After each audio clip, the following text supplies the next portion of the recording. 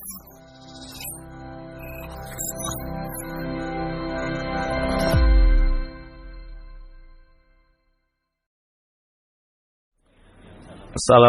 warahmatullahi wabarakatuh.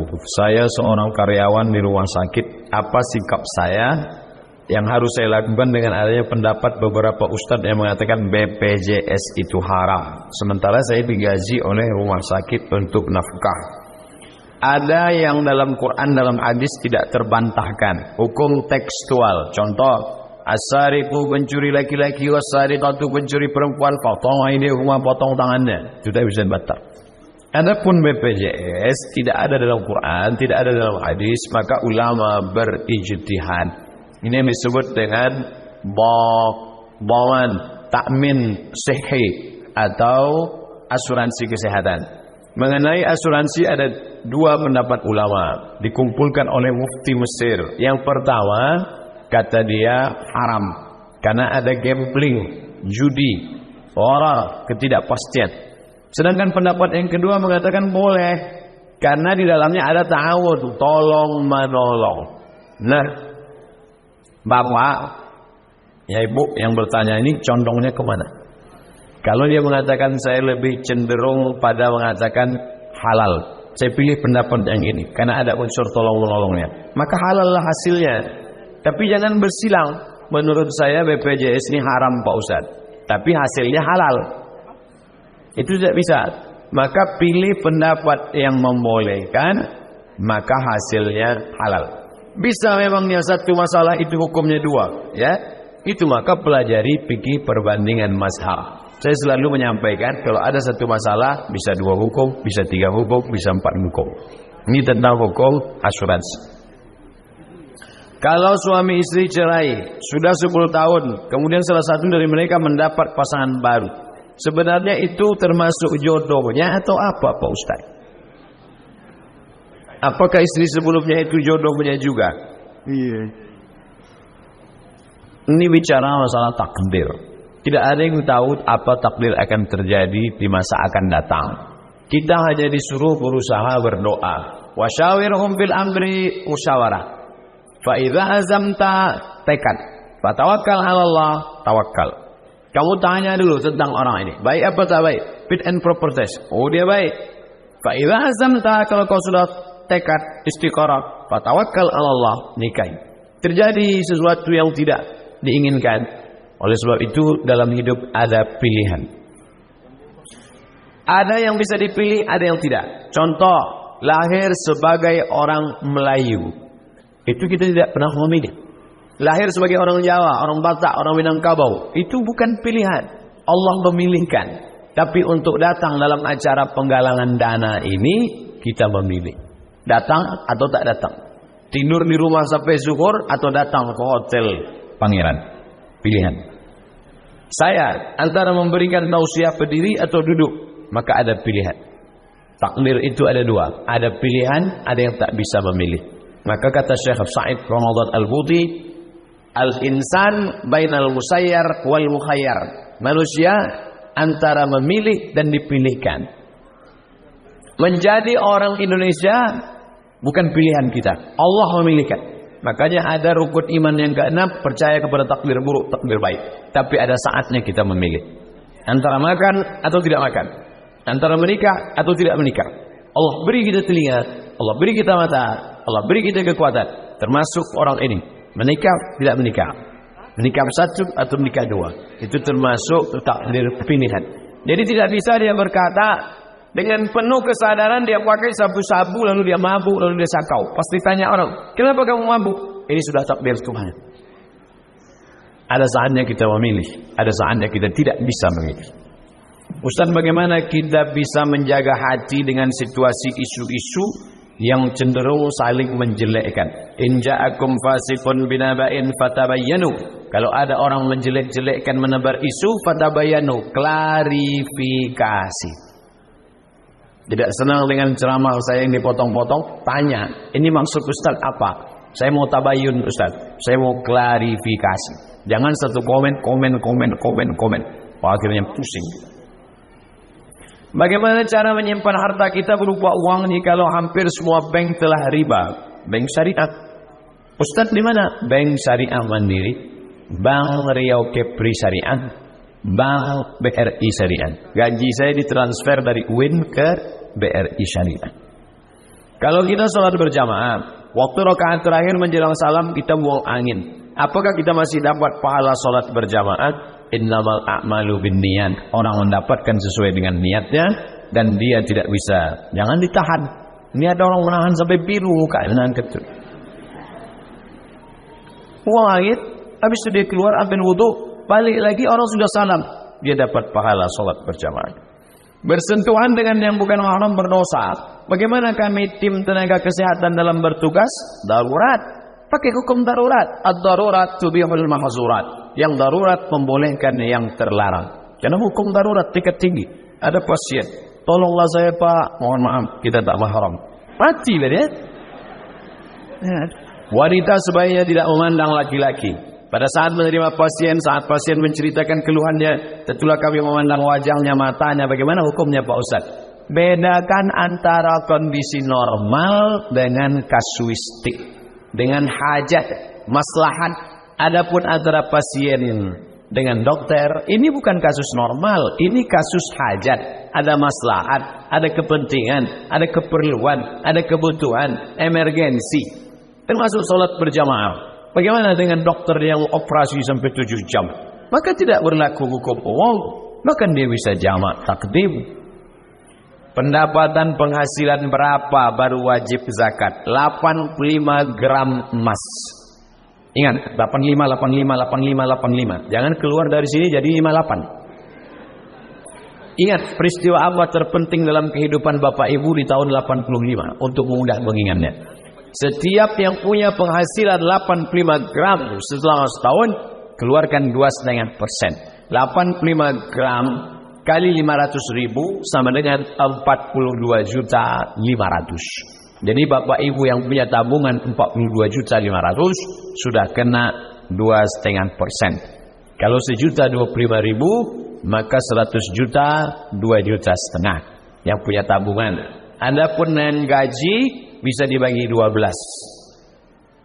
42.500.000 bagi 12 sama dengan 3.600.000. Maka yang punya penghasilan 5 juta sebulan sudah kena 125.000, 10 juta 250.000, 100 juta 2,5 juta. Bedakan yang antara dikeluarkan tiap bulan dengan uang yang ditabungkan seperti menyimpan emas. Ini tabungan saya simpan mulai mencapai 85 gram 42.500.000 tanggal 25 Syawal. Maka hitung selama setahun, keluarkan zakatnya 2,5%. Bagaimana pendapat Ustaz tentang fenomena selfie, terutama kaum wanita ibu-ibu? Hampir setiap momen foto-foto, terkadang suaminya tidak suka. Selfie sendirian, itu orang sakit. Tapi ramai-ramai acara penggalangan dana, lalu di-upload, itu syiar. Supaya orang tahu, begini cara dokter-dokter beramal soleh. Bukan dengan cara gura-gura, uang tak tentu arah, akhirnya menyesal. Tapi begini caranya. Semua acara hari ini upload. Beritahu sahabat-sahabat, kawan-kawan. Share sebagai amal jariah. Ramai-ramai. Bukan sendiri menunjukkan pose, lekuk tubuh, wajah, baju, fashion, lifestyle dan lain sebagainya. Bagaimana doa agar kita selalu terhindar dari mara bahaya? Pagi habis sholat subuh baca zikir harian. Fatihah sekali, awal Al-Baqarah 5 ayat sekali, ayat kursi sekali, ujung Al-Baqarah 3 ayat dari lillahi ma fis 1 kali, qul huwallahu 3 kali, qul bil falaq sekali, qul bin nas sekali. Itu bacaan terpendek. Habis subuh sekali, habis asar sekali. Mohon perlindungan Allah SWT, baik yang zahir maupun yang batin. Siapa yang membaca ayat kursi pagi, dijaga sampai petang. Dibaca petang, jaga sampai malam. Dalam pandangan Islam, apakah ada arti bila ada ular masuk ke rumah? Oh, ini orang percaya sama ular. Kalau ular masuk ke rumah, berarti akan ada bala. Kita hanya disuruh minta lindung sama Allah. Bismillah, aku sebut nama Allah. La yadurru ma'asmihi syai'un fil ardi wala fis sama. Kalau sudah aku sebut nama Allah, tidak ada satupun yang dapat menimbulkan mudarat baik di bumi maupun di langit. Di situ letak iman. Di situ letak penyerahan kepada Allah. Inna salati wa nusuki wa mahyaya wa mamati lillah. La haula wa la quwata illa billah. Putuskan oleh Allah SWT. Jadi kalau ada ular masuk rumah, ya dibunuh. Boleh membunuh ular. Faqdulul aswadaini fis shalah. Bunuhlah dua yang hitam walaupun kau sedang salat. Ular kalajengking. Allahu akbar. Tampak kalajengking. Bunuh. Jangan dibiarkan. Dia akan menggigit anak kita, menyakiti tetangga, sahabat. Tapi membunuhnya dengan baik. Idza qataltum fa'asinul qitlah. Kalau membunuh, bunuh dengan baik. Sekali pukul macam. Jangan potong tangannya, potong kakinya, ambil ekornya karena mau dijual cairannya sekian miliar. Pendapat Ustaz, kalau seorang muslim membaca Quran dengan menggunakan lagu daerah Jawa gimana Pak Ustaz? Lagu membaca Quran sudah disepakati ulama. Bayati, Soba, Sika, Nahawan, Jaharka, Ras. Kalau lagu lain dipaksakan, maka akan dapat merusak makharijul huruf. Begitu yang saya tanya kepada ahli-ahli lagu. Lagu Hindia mau dimasukkan ke Fatihah. Oh kacau. Kabi kaci kabi gam masukkan ke Al-Fatihah. Hancur tajwidnya. Oleh sebab itu kalau merusak tajwid, idgham, qalqalah, ghunnah, bila ghunnah, rusak bacaan. Bagaimana hukumnya jika buka praktek hanya untuk yang mahram saja? Sesama wanita, anak-anak, untuk lanjut usia. Baik. Tapi ada saat tertentu tiba-tiba tempat lain tutup, datang orang yang tak mahram. Maka berlaku hukum darurat. Karena darurat menyelamatkan. Antara dua, mati atau makan babi. Karena kita muslim tak boleh. Kita tak boleh pilih mati. Masuk ke dalam hutan. Pilihannya cuma dua, mati atau makan babi. Tak boleh pilih mati. Boleh makan babi. Sementara dapat pisang. Itu namanya memilih darurat. Mudarat terendah di antara dua mudarat. Sama-sama mudarat, negatif. Tapi ada yang terendah. Pilih yang terendah. Apa pendapat Ustaz untuk Pilpres 2019? Belum lagi, jauh lagi. Penetapan aja dari 4 sampai 10 Agustus. Nanti setelah muncul calon-calon, baru kita bicara. Saya sampai sekarang tidak pernah sebut nama, tidak pernah sebut nomor, tidak pernah sebut partai. Saya hanya selalu bicara, innallaha ya'murukum an tu'addul amanat. Pilihlah orang yang amanat. Wa idza hakamtum bainan nasi an tahkumu bil adli. Orangnya adil, amanah adil, amanah adil. Dengar, tausiah saya di mana-mana. Tak pernah sebut nama orang, tak pernah menghujat, tak pernah sebut nama partai. Hanya menyebutkan sifat-sifat. Menolong agama Allah, peduli fakir miskin. Kertas terakhir, saya adopsi anak laki-laki sejak lahir. Sekarang sudah umur 5 tahun. Bagaimana hukum menjadi mahram saya? Tidak bisa. Ibu yang sudah mengadopsi anak dia sampai 5 tahun, maka tidak bisa jadi mahram. Kecuali dulu sebelum 2 tahun, ibu susukan dia 5 kali kenyang, bisa jadi mahram. Tapi kalau sudah begini, makanya bagi yang akan datang saya anjurkan, ibu bapak tidak punya anak, kalau bapak mau mengadopsi, cari keponakan bapak yang perempuan, atau keponakan ibu yang laki-laki. Karena keponakan adalah mahram. Maka kalau keponakan bapak perempuan, nanti dia gadis, dia mahram dengan bapak. Rambutnya nampak tak apa-apa, salaman tak apa-apa. Atau keponakan ibu laki-laki, nanti setelah dewasa, wudhu ibu dengan dia tak batal menurut mazhab Syafi'i. Nah, adapun yang sudah terjadi, bukan berarti saya suruh anak ini buang, enggak. Tetap dijaga, besarkan, tapi jaga aurat. Ibu tetap tutup rambut, tetap tidak berdua-dua. Karena kita tidak tahu syaitan. Syaitan yajri majrad dar. Syaitan mengalir dalam aliran darah. Itulah yang dapat saya bacakan pertanyaan dan saya jawab. Mudah-mudahan kita dipertemukan dalam majelis yang baik, di tempat yang baik bersama orang-orang baik di masa akan datang. Di akhir majelis kita baca doa munajat kepada Allah. Ala hadhihi niyyah, untuk niat yang baik ini Al-Fatihah. A'udzubillahi minasyaitonir rajim. Bismillahirrahmanirrahim.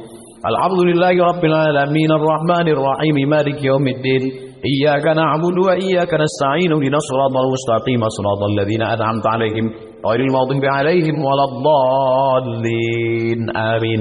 La tad'a lana dhanban illa ghafarta Segala dosa-dosa kami ampunkan ya Allah. Wala dainat illa qadaita. Hutang piutang kami lunasi supaya kami tidak terjebak pada riba ya Allah. Wala aziban illa zawajta. Yang gadis yang lajang ingin berumah tangga, mudahkan urusan pernikahan mereka ya Allah. Wala raghiban illa ajabta. Yang ingin punya anak, memberikan anak yang soleh dan salihah. Min hafazil Quran, para penghafal Quran.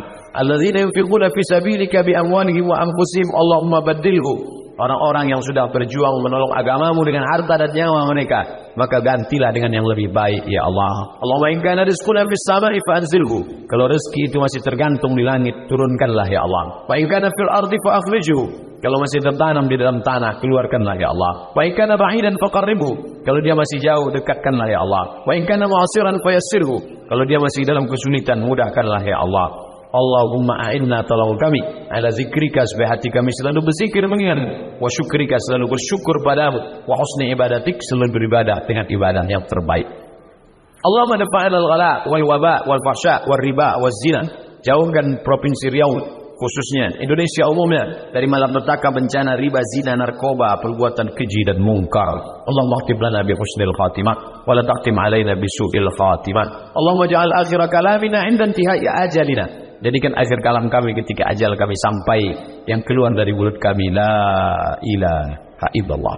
Rabbana atina fid dunya hasanah wa fil akhirati hasanah wa qina adzabannar. Wa sallallahu ala sayyidina wa maulana Muhammad wa ala alihi wa sahbihi wasallam. Walhamdulillahi rabbil alamin. Taqabbalallahu minkum minna wa minkum taqabbal ya karim. Terima kasih segala perhatian.